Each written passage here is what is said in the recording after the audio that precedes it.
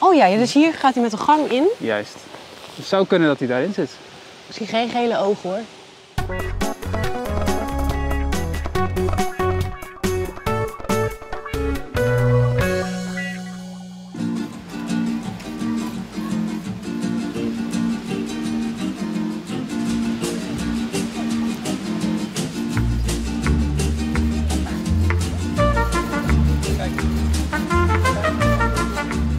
Het is vandaag Natuurwerkdag door heel Nederland en dat betekent dat mensen zich inzetten voor natuur en voor landschap.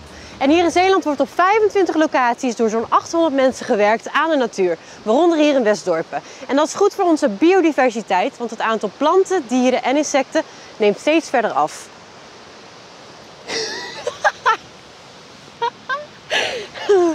Ja, dit is ook natuur, hè? Je doet mee met de Natuurwerkdag, waarom?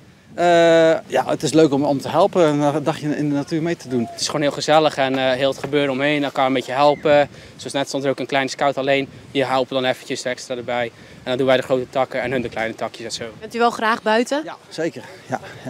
We wandelen heel graag. Sporten buiten. Ja, de natuur is heerlijk hè, om in te zijn. Het is sowieso een gezellige dag. Ja, volgens mij zijn we allemaal heel graag buiten, maar gaat het ook goed met de natuur? Ja, goed, kijk om je heen. Het wordt allemaal een beetje droger. De regenbuitjes worden felder. Ja, niet echt hè, eigenlijk. Als je hier kijkt, bloeit de natuur heel erg. Maar ja, op nationaal niveau of tenminste, het nationaal niveau zijn natuurlijk problemen. En internationaal is het ook niet top. Dus ja, als we zo een beetje onze bijdrage kunnen leveren, is dat natuurlijk meegenomen.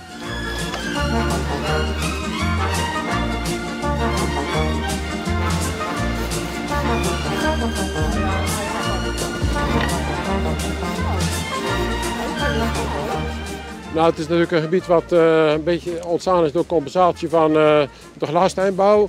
En het is eigenlijk best behoorlijk divers. Er zijn stukken met bomen, er zijn plasjes, er zijn hagen, er zijn fruitbomen. Dus eigenlijk van alles wat. En staan die dieren in de buurt, misschien ook wel in Zeeuws-Vlaanderen, staan ze onder druk?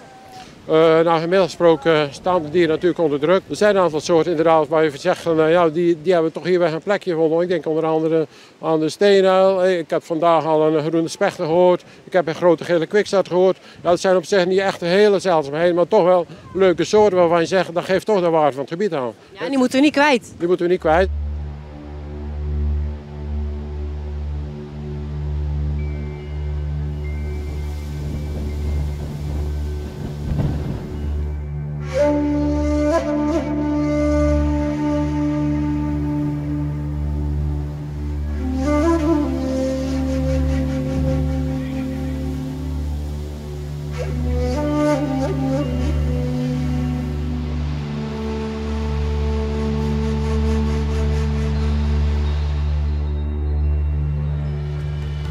Ja, we zijn op zoek naar de steenuil.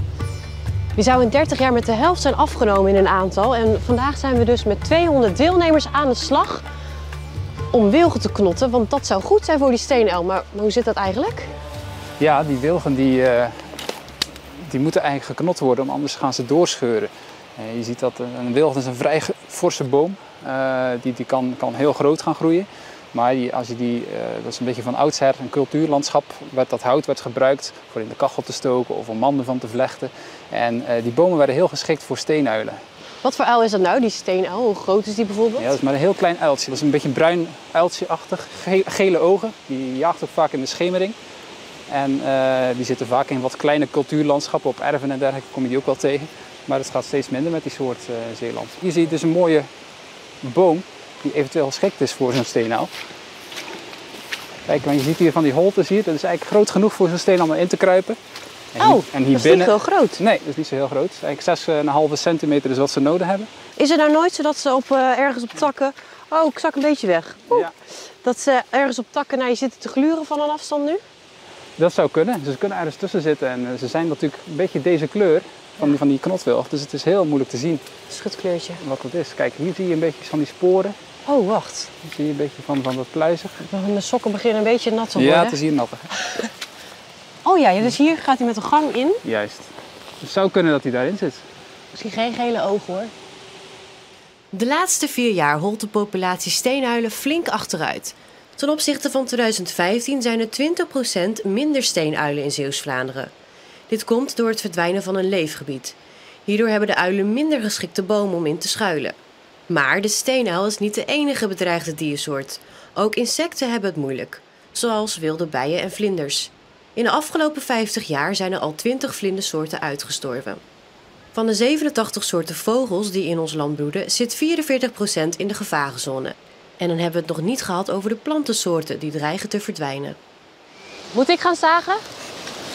Ja. Dat kan ook. Kijk, volgens mij wel leuk, maar dan moet ik wel even op die trap gaan staan. Wil je later ook in de natuur werken? Ja. Als je groot bent, ja? Een bioloog worden. Echt? Maar wat doet ik weet niet zo goed wat een bioloog doet. Met dieren werken en zo. Oké, dus als je boer bent, dan ben je ook bioloog? Nee. Oh, oké. Wanneer dan wel? Ja, als je veel weet. Oh, oké. En dat je ook in het lab of zo werkt. Ik weet niet precies wat het allemaal is. Maar soms gaat het toch niet zo heel goed met de natuur? Nee. Is dat erg, denk je? Ja.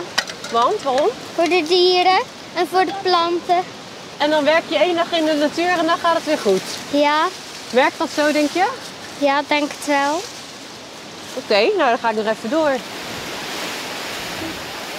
Ook in je tuin kan je heel veel dingen doen. Hè? Dus laat eens wat groen staan. Spit niet de hele tuin 's winters helemaal om. Hè? Maar laat wat kruiden overwinteren. Er zijn heel veel mensen die leggen overal maar tegels neer. En dat is natuurlijk niet zo goed. Niet alleen voor de natuur, maar ook voor het water. Wat dan de rechtstreeks in het riool en strand. Dus thuis kan je heel veel doen in je tuin.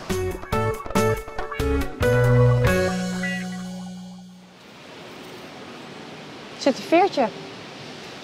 Kan dat van de uil zijn? Zie je hem daar? Dat is een groene specht. Echt? Ja. Wat leuk! Kijk, het is een groene specht, maar kijk, Oh. je ziet een botje ervan en dergelijke. Die leeft niet meer. Dus er is hier iets opgegeten. Ja, en wie eet er Een vogels? specht. Wie eet er muizen en dergelijke? Dat is bijvoorbeeld een roofvogeltje, dat kan die steenuil zijn.